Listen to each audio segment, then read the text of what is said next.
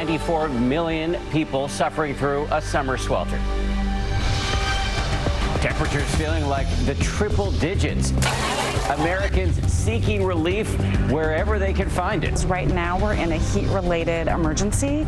Readings from an infrared camera, bright red, the potentially life-threatening conditions and the violent cool down on the way. Tanker takeover, dramatic new video showing masked Iranian commandos seizing a British flag tanker. If you obey, you will be saved. Repelling onto the ship from a helicopter, the Secretary of State weighing in on Iran's actions. Caught on camera, a terrifying crash, a paraglider slamming into the side of a cliff. What caused the accident and how he was able to get to the hospital. Emotional reunion. Thank you so much. A desperate father forced to drop his children into the arms of strangers to escape a raging fire, now reuniting with the men who saved those children's lives. Said he's my hero, my daughter's hero, my son's hero, my wife's hero. Brought together for a heartfelt moment. And marvelous news, Avengers Endgame sets a box office record as the highest grossing film of all time. I like this one. Which movie it beat out as the future of the Marvel Cinematic Universe is revealed. The stars who will take center stage in all your fan favorites. Live from ABC News in New York, this is Good Morning America. And Good Morning America on this Sunday morning. Let's get right to our top story once again. The deadly heat wave gripping the country, the dangerous conditions not letting up on the East Coast as temperatures continue to soar. In Boston, they're hitting the pool to cool off. In Coney Island here in New York City, thousands swarming the beach. Midwestern states already getting relief from the summer scorcher, but now dealing with severe weather. Thunderstorms and strong wind gusts knocking out power to hundreds of thousands of people. And that extreme weather is now heading to the major cities in the Northeast. But first, there is more intense heat to deal with. Rob is standing by with your forecast, but we're going to start here with ABC's Kaylee Hartung, who's out in New York City's Central Park. Kaylee, good morning to you. Yeah, good morning, Dan. Records set overnight up and down the East Coast from Virginia to Massachusetts. In some places, it felt hotter than 90 degrees in the middle of the night. While we haven't felt any relief in this part of the country like they have in the Midwest, there's another day of blistering temperatures ahead for so many. More than 94 million from Oklahoma to Maine, enduring potentially life-threatening conditions through the hottest weekend of the summer. At Washington's Dulles Airport, monitors warn outside crews to stay hydrated due to extreme temperatures. United Airlines providing several hydration carts for workers. The golf carts will deliver water throughout the day and on request. We have a number of methods that we use to prevent heat exhaustion. So we have cooling stations strategically placed around the terminal with Gatorade and water and ice. In Boston, the city stepping in, opening cooling stations and allowing residents to use pools free of charge. In the Midwest, hundreds of thousands waking up to another day without power after severe storms brought down hundreds of power lines from the Dakotas to Michigan. In New York City, Mayor Bill de Blasio and 2020 presidential hopeful working closely with the Office of Emergency Management. The Weather Service called this one almost to the exact degree.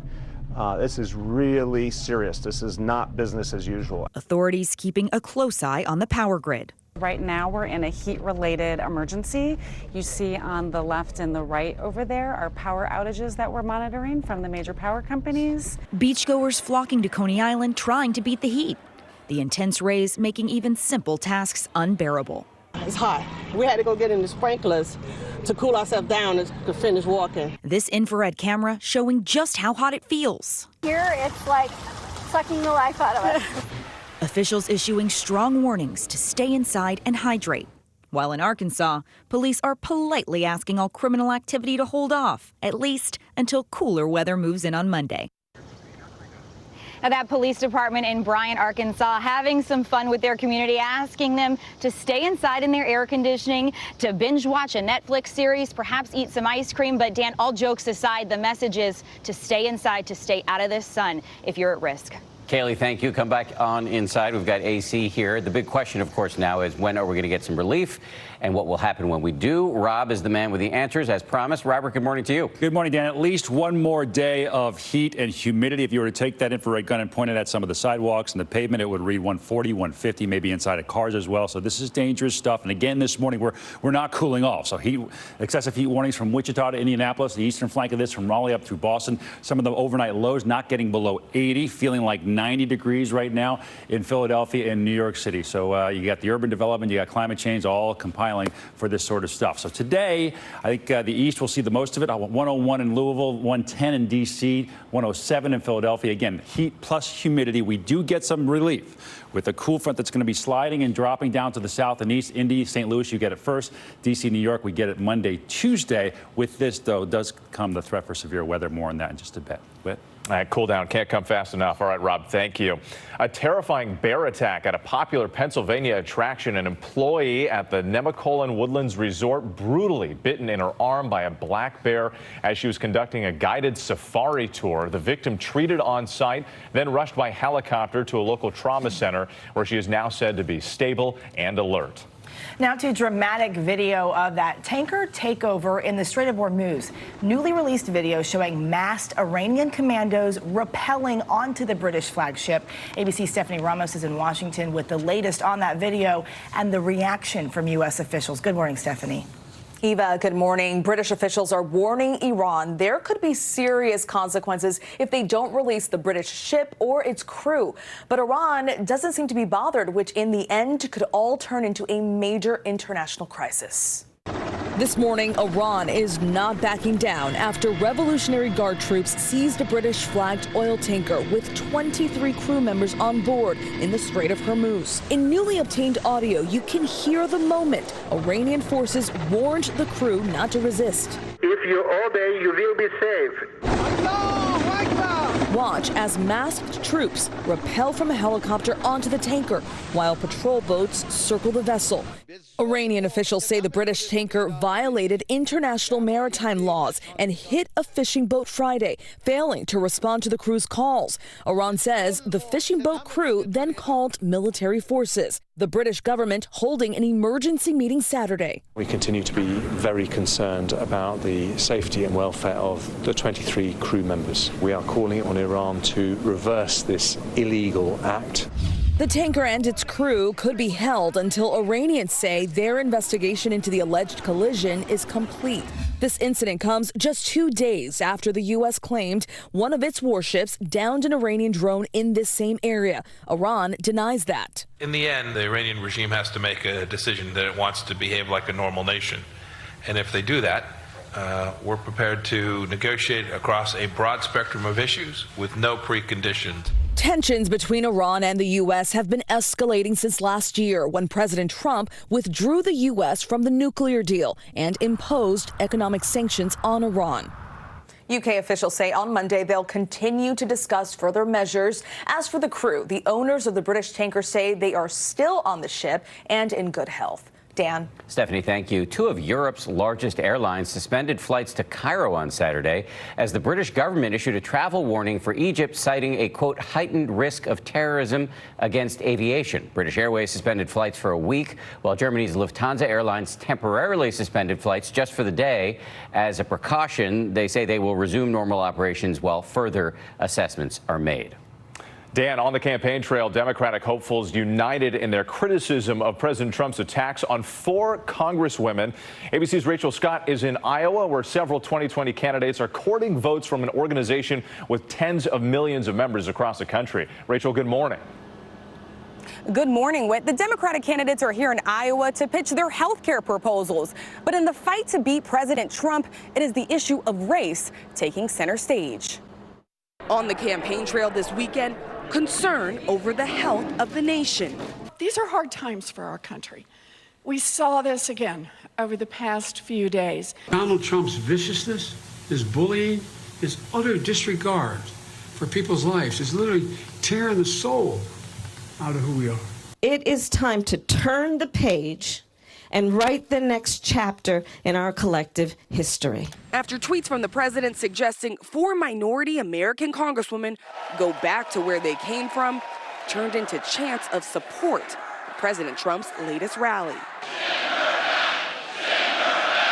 The president now distancing himself from those chants, tweeting, "As you can see, I did nothing to lead people on, nor was I particularly happy with their chant." The candidates united in rebuke of the president. We have a president of the United States who is an overt racist, who is a bigot, who thinks that he's going to win re-election by dividing people up based on the color of their skin or where they were born or their religion. The president's rhetoric resurfacing memories of a time many Americans thought was behind them. What is the key to having honest conversations about race in this country? Treating racial inequality not only as a specialty issue, as an issue to be talked about with audiences of color only, but as something that, frankly, white Americans need to take more seriously.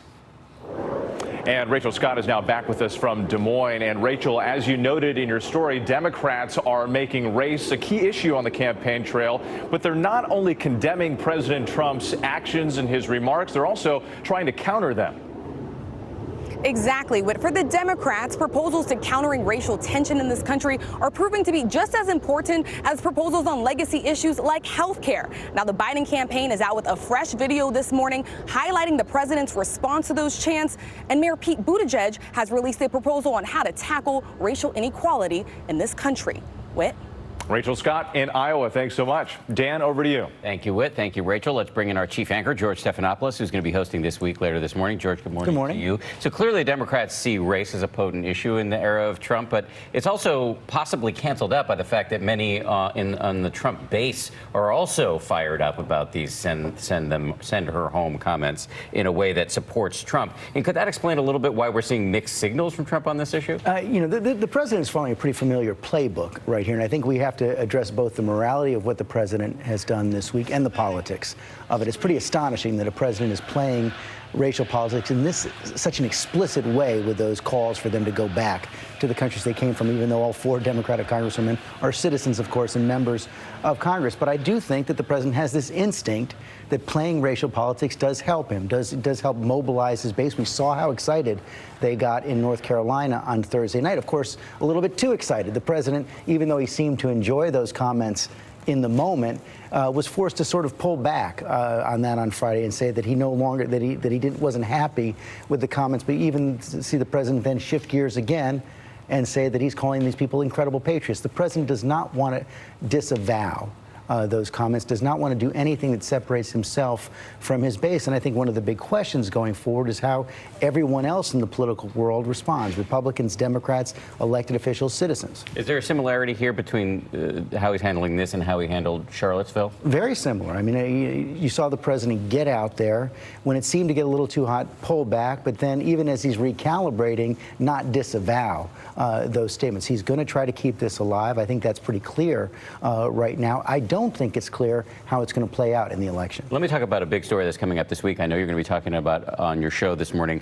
Robert Mueller is going before Congress. How impactful do you think Mueller's testimony is likely to be, given the fact that he's already come out and said, look, I'm not saying anything beyond the 4 corners of my report? And the question that follows from that is, since I guess there's, by one estimate, only about 3% of Americans are aware of what's inside the Mueller report or have read the Mueller report, what difference will it make to see Robert Mueller explaining what's in the report, to see him maybe even reading portions of the report? That's one of the things the Democrats would like him to do on Wednesday. Right now, you have about 90 Democrats for impeachment. I bet that number is likely to go up after the testimony on Wednesday. Whether it's enough to reach critical mass and actually get impeachment proceedings started, I think that's an open question. But I think for the first time, Americans will have a chance to hear Robert Mueller give his conclusions himself. I think that will make a difference. Let's see if it's the movie's more powerful than the book. George, thank you very much. Appreciate it. As always, George has a big show this morning. He's going to go one-on-one with House Oversight Committee Chair Elijah Cummings, plus 2020 candidate Governor Steve Bullock joins this week, and there's the Powerhouse Roundtable. They'll be breaking down the latest in the presidential race. It's all coming up on This Week right here on ABC. George, thanks again. Thanks, guys. Whit, over to you. Dan, thanks. New protests in San Juan, Puerto Rico, with marchers banging pots and pans outside of the governor's residence on Saturday. For days, protesters have been calling for Governor Ricardo Rosselló to resign after chat messages were made made public, including sexist and homophobic comments made by the governor and his aides. And now his press secretary has resigned, saying she has been called corrupt in front of her son, and that is enough. Now to the latest on an American rapper being detained in Sweden. ABC's Marcy Gonzalez is in our Los Angeles bureau with what the prime minister is saying about President Trump's call to urge for A$AP Rocky's release. Marcy, good morning to you. Eva, good morning. Sweden's prime minister calls it a friendly and respectful 20-minute conversation, but said he explained to the president that his hands are tied in this matter. This morning, Sweden's prime minister says he will not intervene in the case of rapper A$AP Rocky, who's been detained there for 3 weeks. They talking down on my name. Don't let them run off with the name. The Grammy-nominated artist under investigation and in jail since this June 30th altercation that TMZ obtained video of, though he still hasn't been charged. President Trump speaking to the prime minister on the phone this weekend, tweeting afterward, he assured me that American citizen A$AP Rocky will be treated fairly. Likewise, I assured him that A$AP was not a flight risk and offered to personally vouch for his bail. But the prime minister's press secretary says in a statement the government cannot and will not attempt to influence the legal proceedings. A$AP, who's behind bars along with 2 of his backup dancers, posted this video on Instagram, allegedly showing the moments leading up to that fight in Stockholm. You don't want no problems with these boys. They keep following. 2 men who have not been arrested appear to follow the artist and his group, at one point throwing headphones at the musician's bodyguard. A$AP, whose real name is Rakeem Myers, maintaining he acted in self-defense. Listen. We don't want to fight y'all. We're not trying to go to jail. Fellow rapper G-Eazy posting on Instagram referencing his own arrest last year in Sweden, shown here in this video obtained by TMZ. A day and a half after he was taken into custody for drug possession and punching a security guard, he pleaded guilty, paid a fine, and was allowed to leave the country. G-Eazy, who is white, writing on social media, the difference between me and Rocky's treatment and process in Sweden brings to mind 2 concepts that disgustingly go hand in hand: white privilege and systematic racism. Other musicians also showing their support, some now vowing not to tour in Sweden.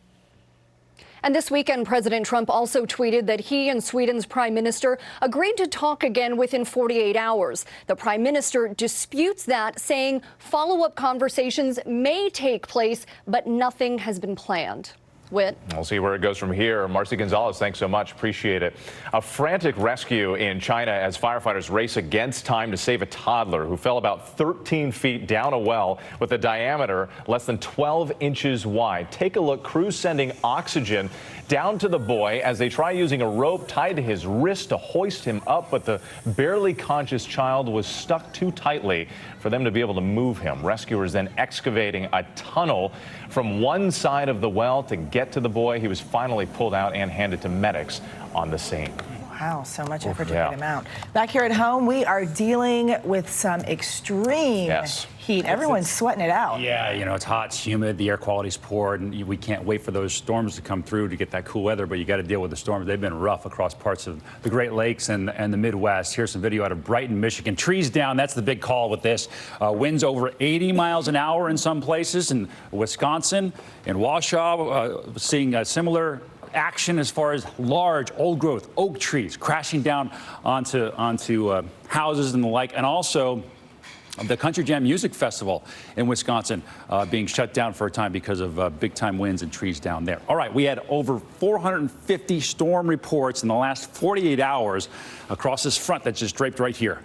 A lot of lightning as well, not included in this, and that's going to be the case today. I think Nebraska, all towards Kansas City, up I-70 towards St. Louis, getting into Ohio as well. Severe thunderstorms potentially today as this front begins to slowly drift down to the south. Strong winds, large hail, a few tornadoes as well. But with this does come some cooling, more healthy air, so we'll take that. That's checking the national headlines weather-wise. Time now for a look at your local forecast. Good morning, Washington. Excessive heat warning continues today from 11 o'clock in the morning through 9 o'clock this evening. The entire D.C. metro. Heat advisory points to the higher elevations to the west. Now, high temperatures, surface air temperatures near 100 degrees this afternoon. You see 97 by 1 o'clock, 98 by 4 o'clock. Also have the possibility for a few afternoon and evening storms. Looking ahead, I think timing those out, better opportunity as we go after 4 or 5 o'clock this evening. Watch out for a few stronger storms. Your typical Sunday afternoon sporting events today. Try to stay cool. Golf, NASCAR, baseball. Hot day for Those golf. are not cool activities. No, they aren't. No. We thought you were in hiding yesterday, by the way. No, I had a really cool trip with the Navy Embark on an aircraft carrier, Theodore Roosevelt. Got to film some of that, so we'll share that with you at some point this summer. God, looking forward to that. But you were actually, yesterday, were just playing outside with your friends. Well, look,